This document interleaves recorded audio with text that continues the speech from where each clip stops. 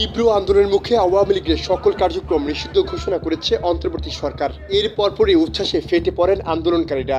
এর আগে আওয়ামী লীগ নিষিদ্ধের দাবিতে প্রধান উপদেষ্টার বাসভবন যমুনায় অবস্থান নেয় হাসনাত আব্দুল্লাহর নেতৃত্বে একদল শিক্ষার্থী। এতে জামাত, হেফাজত সহ অনেক দল সরাসরি অংশ নিলেও সমর্থন ছিল না বিএনপির।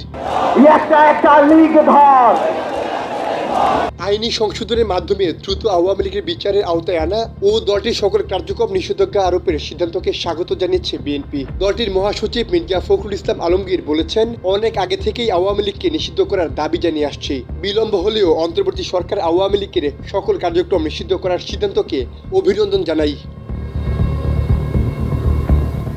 রোববার দেয়া বিবৃতিতে তিনি আরও জানান, এর আগে ফেব্রুয়ারি ও এপ্রিল মাসে প্রধান উপদেষ্টার সঙ্গে সাক্ষাৎকালে গণহত্যা ও মানবতা বিরোধী অপরাধের দায়ে আওয়ামী লীগের বিচার প্রক্রিয়ায় নিয়ে আসার দাবি জানিয়েছিলেন। আইনি প্রক্রিয়াতে আওয়ামী লীগকে নিষিদ্ধ করা সম্ভব ও উচিত বলে জানিয়েছেন তারা।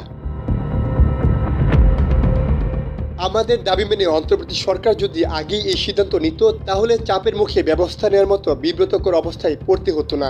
ভবিষ্যৎ কার্যক্রম পরিচালনায় অন্তর্বর্তী সরকার বিষয়টি সতর্কতার সঙ্গে মনে রাখবে বলে আশা প্রকাশ করেন তিনি।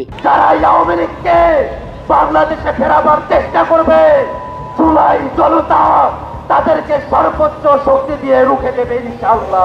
নির্বাচনের রোডম্যাপ ঘোষণার দাবি পূর্ণ ব্যক্ত করে বিএনপির মহাসচিব বলেন, দীর্ঘ 16 বছর ধরে ভোটাধিকার বঞ্চিত জনগণ তাদের ভোটাধিকার পূর্ণ ব্যক্ত করার লক্ষ্যে ফ্যাসিবাদ পতনের জন্য গুম, খুন, জেল সহ্য করে লড়াই অব্যাহত রেখেছে। তাদের সেই দাবি এখনো অর্জিত হয়নি। সাইমুল হক খান, সময়ের আলো।